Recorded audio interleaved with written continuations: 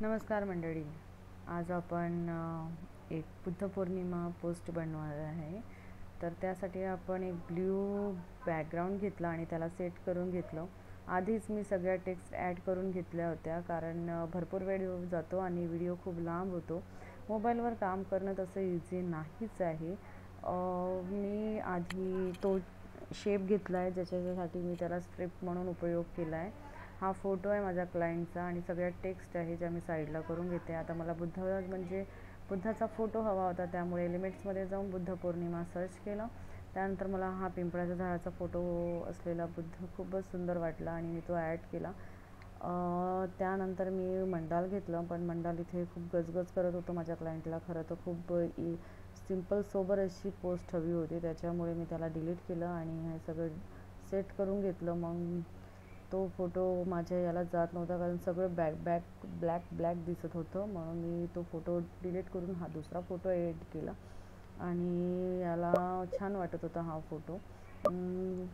माझ्या टेक्स्ट आहे त्यामध्ये मी गौतम हा वर्ड्स लिहायचा राहिलेला होता, तो मी टेक्स्ट ॲड करून घेतला आणि आपले टेक्स्टला बरोबर अलाइनमेंट बघून सेट करत होते की कशा पद्धतीने ॲड करता येईल. हे सगळं मला माझ्या क्लायंटचा फोटोही दाखवायचा होता आणि त्यानंतर मला आपली बुद्धाची ही जी ग्राफिक आहे ती सेट करायची होती. ती सेट करून त्यामागे मी मंडाल लावला आहे आणि मग पिंपळाचे पानं शोधले, पण मला ते काही योग्य वाटलं नाही. कमळाचं फूल छान वाटलं, ॲड करून बघितले, पण ते जमलं नसेलच.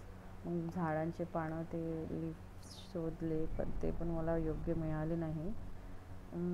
पिंपळाचं पान हवं होतं. खरं तर मी ग्रीन लीव्स म्हणून सर्च केलं, ते पीपल लीफ म्हटलं तरी ते आलं नाही. मी म्हटलं असू द्या, ते बहुतेक यामध्ये नाहीच येईल. त्यानंतर मग मी त्याला सोडलं आणि नंतर मी एक व्हाईट ग्लो घेतला आहे, व्हाईट शॅडो घेतली आहे, ती बुद्धाच्या मागे ठेवली. पुन्हा एक ब्लॅक शॅडो घेतली व्हाईट शॅडोच्या नंतर. याला इफेक्ट द्यायचा होता आपल्या टेक्स्टला, कारण ते उठून दिसायला हवं आपलं टेक्स्ट जे लिहिलेलं आहे ते. त्यानंतर मी ब्लॅक शॅडो पण ॲड केली आहे. ती मला बुद्धाच्या ग्राफिक जो फोटो आहे त्या खाली हवी होती. आता परफेक्ट दिसते बघा तुम्ही, किती छान दिसतंय, किती चांगला इफेक्ट आला आहे. त्यानंतर मी त्या ग्राफिकला पण शॅडो दिली होती इफेक्टमध्ये जाऊन. पहा तुम्ही किती छान दिसतंय. त्यानंतर ते 12 मी ज्याला लिहिलं होतं आपण त्याला पण शॅडो दिलं. मला यामध्ये सगळ्यात जास्त शॅडोचा उपयोग करून कसं पोस्ट क्रिएट करता येईल याकडे जास्त भर दिला होता, म्हणून त्यामुळे मी प्रत्येक ठिकाणी शॅडोचा उपयोग केलेला आहे.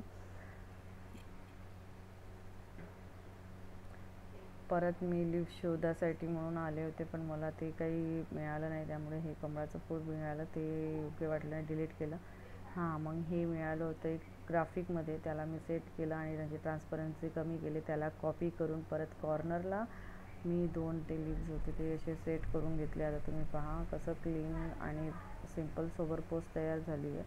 त्यानंतर मला या क्लायंटचं नाव पण लिहायचं होतं. त्याआधी मी विचार केला की गौतम जे वर्ड्स आहे त्याला काही वेगळा इफेक्ट देऊ, पण ते योग्य दिसत नव्हतं, त्या पोस्टला जात नव्हतं. मग मी ते विचार ड्रॉप करून जसं होतं त्या पद्धतीने आधीच्या पद्धतीने त्याला सेट करून घेतले. मला तेच चांगलं वाटलं. त्यानंतर मी शॅडो पण इफेक्ट करून बघितल्या, पण त्या जमल्या नाही. मग यांचं नाव मला हवं होतं. इथे ब्लॅक शॅडो पाहिजे होती, पण ती शॅडो काही या फोटोच्या मागे जात नव्हती. त्यामुळे मला ते वेळ लागला सेट करायला. मोबाईलमध्ये करायला खूप वेळ जातो. नेट वायफाय कनेक्ट असला तरी खूप जास्त वेळ जातो, लवकर लोड होत नाही आणि कनेक्ट व्हायला वातावरण चांगलं नसल्यामुळे खूप वेळ घेत होता. मग या फोटोच्या मागे सुद्धा मी शॅडो दिला आहे. पहा तुम्ही किती व्यवस्थित दिसतं. यांना बॅकला केला, पण यामध्ये आला कॅनवाचा वॉटरमार्क, तो डिलीट करून मी परत दुसरी शॅडो घेतली आणि ही शॅडो मी 3दा कॉपी पेस्ट करून घेतली, 2-3दा, कारण त्याच्यामुळे त्याचा इफेक्ट खरंच खूप छान आला. पूर्ण फोटोमध्ये तो खालपर्यंत त्या पिक्चरला गेला आहे. पहा तुम्ही किती व्यवस्थित वाटते. आता मला यांचे शुभेच्छुक हवं त्यामुळे मी यांचं कॉपी पेस्ट करून घेतलं. आपलं क्लायंटचं नाव हवं होतं, मी नाव सध्या लिहित नाही, मी कॉपी पेस्टचवर जास्त भर देते. कसं आहे, मिस्टेक होण्याचा चान्स फार कमी असते. आपण एकदा क्रिएट करताना जेव्हा करेक्शन करतो तेव्हा परफेक्ट केलं